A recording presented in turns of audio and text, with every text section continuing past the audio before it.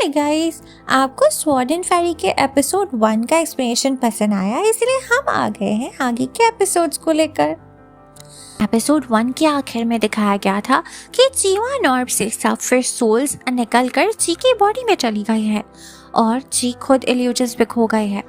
अब जिन वहाँ मौजूद डायरेक्टर गाओ पे गुस्सा होता है और पूछता है कि आखिर तुम लोगों ने ची के साथ क्या करा है, जिसपे डायरेक्टर गाओ बताता है कि उसने कुछ नहीं करा, ये चीवान ऑर्ब से फिश सोल निकलकर खुद ही ची की बॉडी में जा रही है। फिश सोल्स को सिवाय लॉर्ड मिंग के कोई कंज्यूम नहीं कर सकता। इसका मतलब तो यही हुआ कि ची लॉर्ड मिंग है। यहाँ चीवान ऑर्ब उन वाइट वर्ल्ड्स को बोला जा रहा है। जिन पूछता है कि आखिर तुम्हारा ये चीवान सेक्ट करता क्या है, जिसपे डायरेक्टर गाओ कहता है कि हम ह्यूमन सैक्रिफाइस करते हैं। इतने में ज़ायोन अपने स्फीयर से ची पर अटैक करने के लिए आगे बढ़ रहा था। जिन उसे रोकता है, पर ज़ायोन उसे अपने रास्ते से हटने कहती है। उसे लगता है कि लॉर्ड मिंग इविल है, इसीलिए वो ची को खत्म करना चाहती है और जिनको भी यही कहती है कि वो जिनको नुकसान नहीं पहुंचाना चाहती, लेकिन लॉर्ड मिंग जैसे इविल लोगों को भी नहीं छोड़ सकती। जिन नहीं मानता तो इन दोनों के बीच लड़ाई होने लगती है। ज़ायोन को कहीं पर मैं करता है बोलूंगी और कहीं करती है बोलूंगी, क्योंकि ओरिजिनली वो लड़की है, बस लड़की के गेटअप में घूम रही है। ज़ायोन अपने स्फीयर के रॉड से जिनको मार गिराती है और स्फीयर की नोकीली साइड से ची पे हमला करने आगे बढ़ती है, पर जिन फिर से खड़ा होकर ज़ायोन को रोक देता है और उसे समझाने की कोशिश करता है कि ची लॉर्ड मिंग नहीं हो सकती, क्योंकि अगर वो लॉर्ड मिंग होती तो चीवान सेक्ट का खात्मा करने वो हमारी मदद क्यों करती। ज़ायोन समझ चुकी थी, वो अटैक रोक देती है। वहीं मौजूद मंग, डायरेक्टर गाओ और उनके सभी आर्मी लोग यहाँ से चले जाते हैं ताकि कहीं जिन और ज़ायोन की लड़ाई में इन्हें चोट न लग जाए। डायरेक्टर गाओ और मंग जाकर जो कुछ भी यहाँ पर हुआ इनकी ब्रांच में, वो जाकर शंगचुआन को बताते हैं जो एक विलेज में था। वो तो वैसे भी सब कुछ जादुई सीसीटीवी की मदद से देख ही रहा था। डायरेक्टर गाओ शंगचुआन को पूछता है कि अब हमारी ब्रांच तो टूट गई है, अब हम कहाँ जाएं? जिस पर शंगचुआन इन्हें लवरी विलेज की ब्रांच को ज्वाइन करने को बोलता है। शंगचुआन मन में कहता है कि वो ची और जिन का विलेज में इंतजार करेगा। वापस जिन, ज़ायोन और ची भी आ जाते हैं। जिन माइंड टेलीपैथी यानी के माइंड के जरिए बात करने वाले जादू की मदद से ची से बात करने की कोशिश करता है। ची वहीं इल्यूजन्स में खोई हुई थी, जहां कुछ लोगों की आवाज आ रही थी जो उसे बोल रहे थे कि जिन तुम्हें छोड़कर चला जाएगा, जबकि जिन माइंड लिंक की मदद से ची को बोल रहा था कि मैं यहीं हूँ। ये सुनकर ची फिश सोल वाले मैजिक को रोक पाती है और होश में आ जाती है, मगर क्योंकि उसकी बॉडी में इतनी देर से फिश सोल्स जा रही थी, वो कमजोर पड़ गई थी और बेहोश हो जाती है। ज़ायोन जिन और ची को अपने साथ रहने को ही बोलता है, क्योंकि उसे अभी शक था ची की आइडेंटिटी पर। वो लॉर्ड मिंग भी हो सकती है। जिन उसे बोलता है कि ज़ायोन जैसा चाहेगा वैसा ही होगा, पर अभी ची को डॉक्टर की जरूरत है। ज़ायोन उन्हें एक होटल में ले जाता है, वहाँ अपने डॉक्टर से ची को चेक करने को बोलता है। डॉक्टर बताता है कि ची तो बिल्कुल ठीक है और हेल्दी है, उसे कुछ भी नहीं हुआ। जिन हैरान होकर पूछता है कि अगर ची को कुछ नहीं हुआ तो वो बेहोश क्यों है, जिस पर डॉक्टर बताता है कि ची बेहोश नहीं है, सो रही है।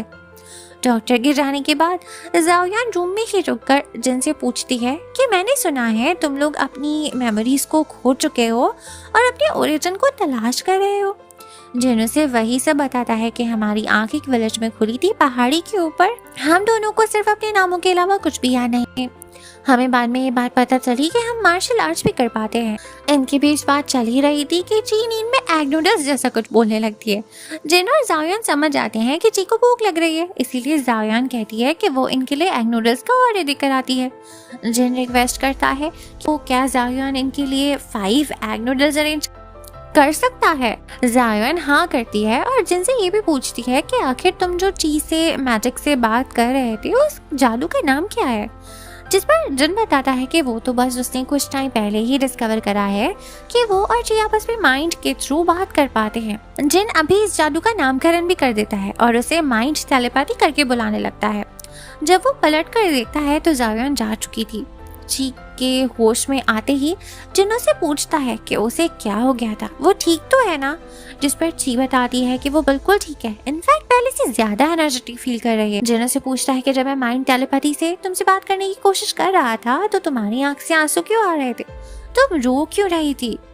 ची बताती है कि वो उस वक्त बहुत अकेला सा फील कर रही थी, लेकिन जब उसे एहसास हुआ कि जिन उसके साथ है तो वो खुश हुई, इमोशनल हो गई और ऐसे ही उसकी आंख से आंसू आ गए। जिनको ये सुन बहुत अच्छा लगता है और वो ची को दिखने ही लग जाता है और ची भी इतने क्यूट फेसेस बनाती रहती है कि सच में कोई भी लड़का उसे देखते रह जाए। जिन नोटिस करता है कि ची की आंख में अभी भी आंसू था, वो पूछ लेता है। ची बताती है कि वो भूखी है ना, इसीलिए आंसू आ गया, क्या मुझे सारे एग नूडल्स मिल सकते हैं।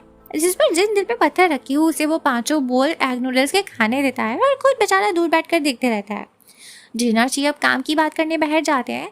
दोनों को इतने सालों में आज पहली बार ऐसा लगा जैसे इन्हें अपने पास्ट की हिंट मिली हो।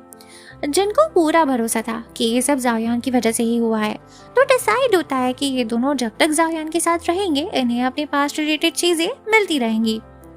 वहीं हमें जाओयान को दिखाते हैं जो किसी वीडियो कॉल मैजिक का इस्तेमाल करके मैविंग नाम के लड़की को कॉल लगाता है। इस लड़के की शक्ल अभी ठीक से दिखाई नहीं पड़ती, पर वो आज जो भी हुआ वो उसे रिपोर्ट करती है। ची के बारे में भी बात होती है कि कैसे वो फिश सोल्स ची की बॉडी में चली गई, और जिन के बारे में भी बात होती है कि वो ची का भाई है और साथ होता है हमेशा, और उन दोनों ने ही इसकी मदद करी है ची युआन सेक्ट की ब्रांच में घुसने में। इस लड़की का नाम मैमिंग है और वो जाओयान का भाई है, पर वो जाओयान से ठीक से बात नहीं करता, सिर्फ इतना बोलता है कि वो ची और जिन के साथ ही रहे और उन्हें घर ले आए ताकि इन्हें ची और जिन पे जो भी शक है ये लोग मिलकर उसे इन्वेस्टिगेट कर सके। फोन रखते हुए जाओयान मैमिंग से कहती है कि वो अपना ख्याल रखे।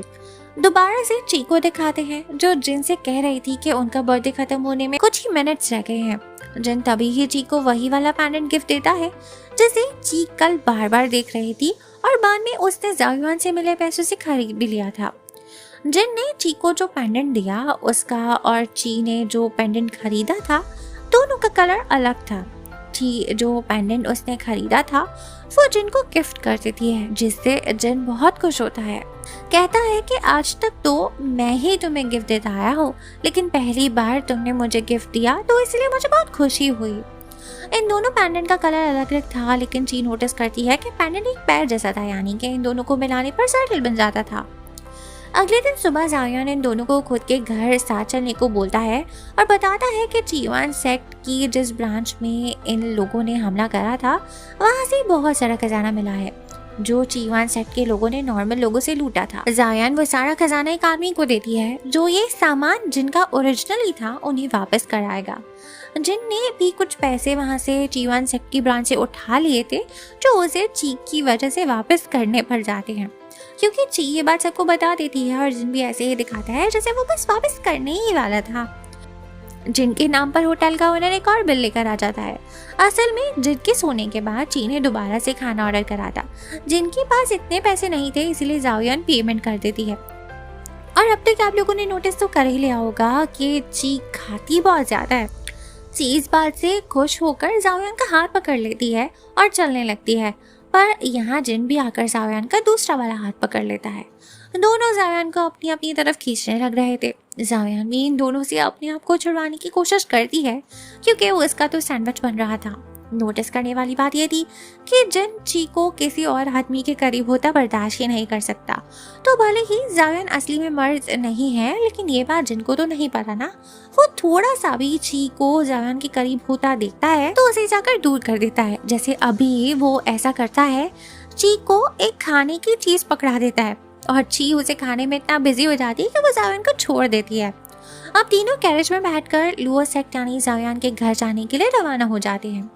वहाँ कैरेज में कोई बात निकलती है तो जिन जाओयान से पूछता है कि क्या तुम्हें ची युआन सेक्ट के उन पर्ल्स के बारे में पता है जिसे वो लोग ची युआन ऑर्ब कहकर बुलाते हैं। ये वही पर्ल्स की बात कर रहा है जिनमें से फिश सोल्स निकलकर ची की बॉडी में जा रही थी। जाओयान बताती है कि उसने इस बारे में इन्वेस्टिगेट तो करा था और उसे ये पता भी चला है कि ये ची युआन ऑर्ब ची युआन क्लैन में आने वाले हर न्यू डिसेबल को दिया जाता है। डायरेक्टर्स उन पर चीवन क्लैन का कोई खास स्पेल पढ़ते हैं, जिसके बाद वो चीवन ऑर्ब उस न्यू डिसाइपल की बॉडी में चला जाता है। कुछ दिन तक तो वो न्यू डिसाइपल चीवन ऑर्ब की वजह से बहुत एक्टिव और पावरफुल हो जाता है, लेकिन कुछ वक्त बीतते ही वो चीवन ऑर्ब के अंदर जो फिश सोल होती है वो उस डिसाइपल को अंदर से खा जाती है। एक दिन जब उस डिसाइपल में कुछ नहीं बचता है तो वो चीवन ऑर्ब से फिश सोल निकलकर उस डिसाइपल की बॉडी से बाहर आ जाती है और वो इंसान स्टैचू बन जाता है, जिसे ये लोग असेंड होना बोलते हैं। जैसा कि शो के शुरुआत में बताया था, सीन यहाँ से एक जंगल पे शिफ्ट होता है, पर ये जंगल बहुत कलरफुल था। यहाँ एक लेक भी थी जिसमें शुओ शुआन नाम की लड़की बात ले रही थी। उस लड़की के बैक पर एक टैटू टाइप का कोई डिजाइन भी था। वहीं एक लड़का जिसका नाम शीफंग होता है वो गलती से इसे देख लेता है। शीफंग बहुत दूर था और उसे कुछ नजर नहीं आया था, पर शुओ को फील हो चुका था कि कोई उसे देख रहा है, इसीलिए वो कपड़े पहन लेती है। अब ये एक फैंटेसी ड्रामा है, इसीलिए यहाँ पर सब लोग स्टाइल से मैजिक से अपने कॉस्ट्यूम्स पहना करते हैं। शो भी ऐसे ही करती है। उसके बाद वो इस शिफंग को अपने मैजिक से पानी में कुछ देर डुबाती है। सीसो की तरह वो मैजिक से पानी के अंदर जा रहा था और बाहर आ रहा था। शिफंग डर गया था। वो हेल्प हेल्प करके मदद के लिए आवाज लगाता है। ये आवाज चीजन और जायोन को सुनाई देती है और ये सारे पालकी से उतरकर शिफंग को बचाने आ जाते हैं। वो सब यहाँ पहुंचकर शुओ को शिफंग को छोड़ने को बोलते हैं, लेकिन शुओ का कहना था कि शिफंग ने जो देखा है वो गलत था। अभी शुओ को लग रहा था कि शिफंग ने उसे नहाते हुए देख लिया था, पर शिफंग कह रहा था कि उसने कुछ भी नहीं देखा। शुओ इतना गुस्सा थी कि वो कुछ समझना ही नहीं चाह रही थी। वो अपना मैजिकल क्रॉसबो निकालकर शिफंग पर तीर चलाने वाली थी। शिफंग को बचाने के लिए ची अपने मैजिक से शिफंग को पानी के बाहर खींच लेती है और उसके आगे आकर खड़ी हो जाती है।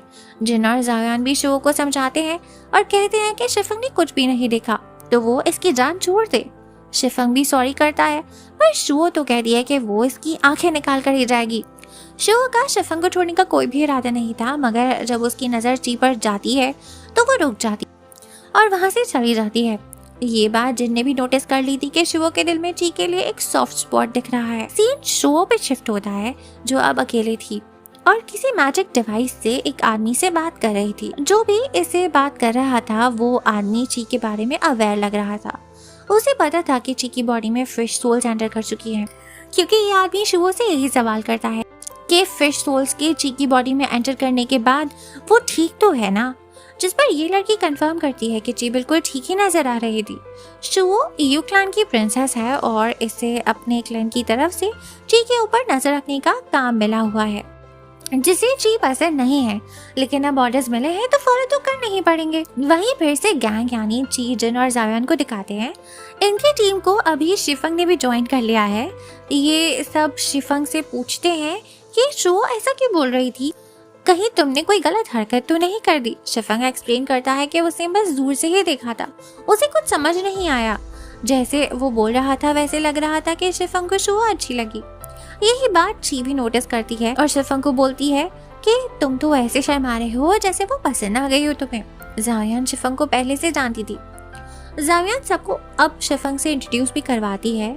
शिफंग जी चाओ हॉल का हेड है। उसका ताल्लुक जंग वू अलायंस से है। जंग वू अलायंस का जिन और ची भी जानते थे।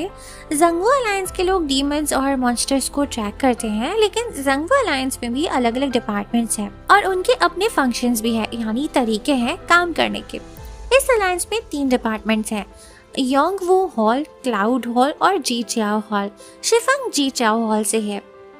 ये सब बातें ची बता रही थी। उसने कई बार स्टोरी टेलर्स को शिफंग वाले क्लैन की तारीफ करते हुए सुना है। शिफंग खुश होता है ये जानकर कि ची और जिन उसके क्लैन के बारे में कितना कुछ जानते हैं। शिफंग मैकेनिज्म और गैजेट्स वगैरह तैयार करने में एक्सपर्ट है। यहाँ से सीन शिफ्ट होता है लुओ क्लैन यानी जायोन के घर पर, जहाँ एक लड़के को दिखाते हैं जिसका नाम लुओ मैमिंग था। ये जायोन का भाई ही है। उसके हाथ में एक कड़ा था और वो अपने साथी से बात करते हुए कुछ मैप्स को देख रहा था। ये मैप शन्नोंग के 9 स्प्रिंग्स के हैं। इस शो में अक्सर शन्नोंग 9 स्प्रिंग्स का जिक्र किया जाता है। ये कुछ पूल है यानी पानी जिसे स्प्रिंग्स कहते हैं। तो शन्नोंग एक था, पर उसको 9 अलग अलग स्प्रिंग्स में डिवाइड कर दिया गया ताकि कोई उसका मिसयूज ना कर पाए। ये कुछ नेचुरल एलिमेंट्स जैसा होता है और हर स्प्रिंग को प्रोटेक्ट करने के लिए एक गार्डन बनाया। इन 9 में से एक स्ट्रिंग का नाम है रेहाई, जिसका गार्डियन है मेमिंग। वो अपने साथी से यही डिस्कस कर रहा था कि शनोंग ने 9 स्ट्रिंग्स तो बना दिए, क्योंकि उसे डर था कि कहीं कोई इसका मिसयूज ना करे, और उसे 9 ड्रिंक्स भी बनाई जो किसी की तरह हैं, और उन्हें हर 9 गार्डियन को दे दिया गया। पर क्या कभी उसने सोचा कि इस वजह से उन गार्डियंस को कितना सैक्रिफाइस करना पड़ता है? मैमिंग के इन्हीं वर्ड्स के साथ ये एपिसोड खत्म हो जाता है।